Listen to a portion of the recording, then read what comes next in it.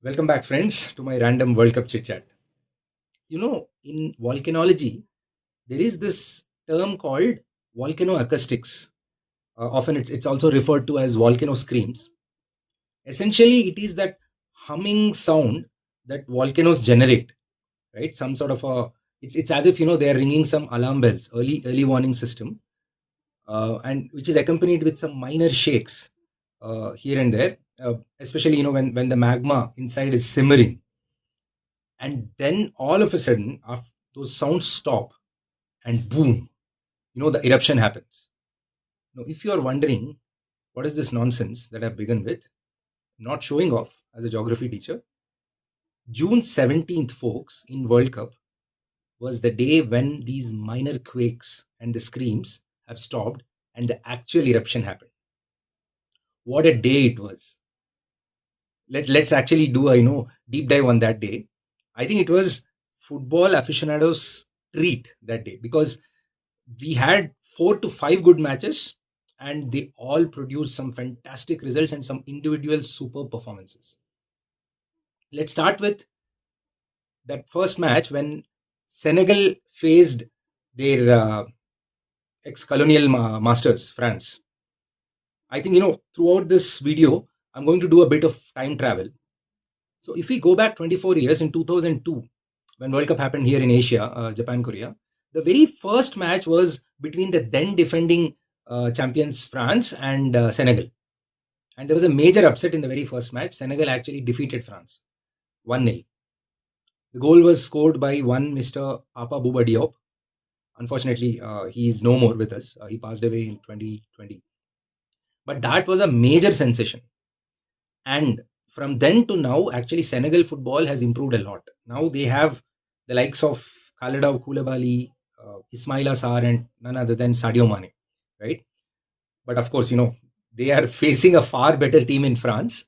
Hot favorites for the title. First half, I think pretty dull. In fact, I believe Senegal was better, a tad better in first half. But I think second half is when the whole eruption happened. We've been hearing a lot about these lovely, players like Olise, Barcola. They all were in action. But then who can forget Mbappe? Now, Kylian Mbappe, folks, 2018, he was a teenager when the World Cup happened in Russia. He scored a goal in the final. Of course, France went on to win that World Cup. 4 years ago, again, France were in finals, and this chap scored a hat-trick in finals. So he's like Australia in cricket, the big match chap.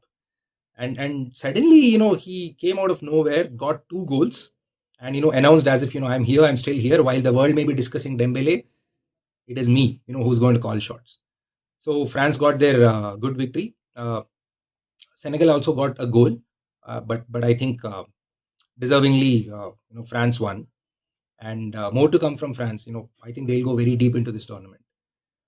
Coming to next match. Again, time to do some time travel. This time, 32 years ago. We'll stay in the same land where the World Cup is happening. USA 94 World Cup. Match was between Italy and Norway. And there were 3 players there. Alf Inge, Goran, and Eric. Now, these 3, of course, Italy was in fantastic form then. Italy won the match 1-0. Why are we discussing these 3 players? Because fast forward 2026 now, when Norway was facing Iraq in this match, there was Erling Haaland, Alexander Sorloth, and Christian Thorsvedt. Now, these 3 are sons of the 3 people who I named earlier. Norway is the first team in World Cup history where for the same country, 3 people played and their sons also represented that country in the World Cup. Fantastic story, right? So Vikings are here after a big long gap. You must have followed, how they announced their entry to this World Cup. They are super excited. King himself, King of Norway, announcing it, their team, and they killed it with their photo shoots before the World Cup. All of them dressed in, proper Viking kind of, outfits. And then they invented this nice move. They're calling it the Viking row, where, on some drum beat, they all will go back as if, the entire stadium is rowing. Norwegian schools are doing this. Their fans are doing it in the stadium. In fact, after this match, Norwegian Parliament, their members of Parliament did this step. Such a lovely thing, right? So what happened in the match? As we can expect, Iraq, of course, not at the level of Norway, and who else? Erling Haaland, the goal machine, Robo, 350, I think 350 plus um, goals so far for his clubs and country, but not a single World Cup goal, right? Because they didn't qualify for past few World Cups. He didn't leave that opportunity. First match, it's such a interesting fellow, Haaland. I mean, he's not at the. I mean, this is my opinion. He's not at the level of Mbappe's or other people, other some of these other stalwarts. But he's always there at the right place at the right time. The quintessential striker in football. So again, Odegaard supplying from corners, Haaland scoring goals. All of a sudden, it felt like English Premier League again. Uh, Norway won, and everything was going as per the script, as per the expectations. Uh, the big names were racing, usual suspects. Now then comes the match which I was waiting for big time. As I told you at the end of the last episode, it's Argentina versus Algeria. Thankfully, the match was in the morning time, India, and what a lovely way for me and a lot of other Argentinian fans to get their day started. अब क्या ही बोलूं मैं what can I say? You know what is going to come.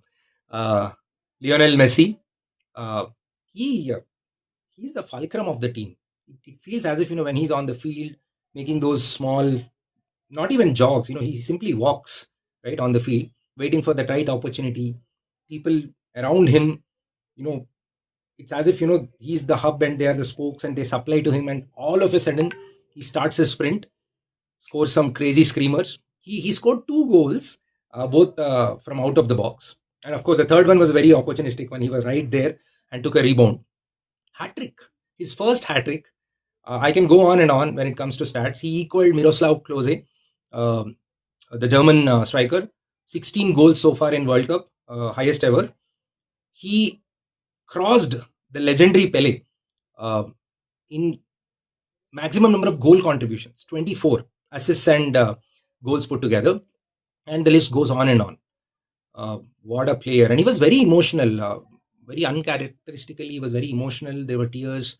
The coach Scaloni was emotional. He was in tears as well when actually Messi was substituted out.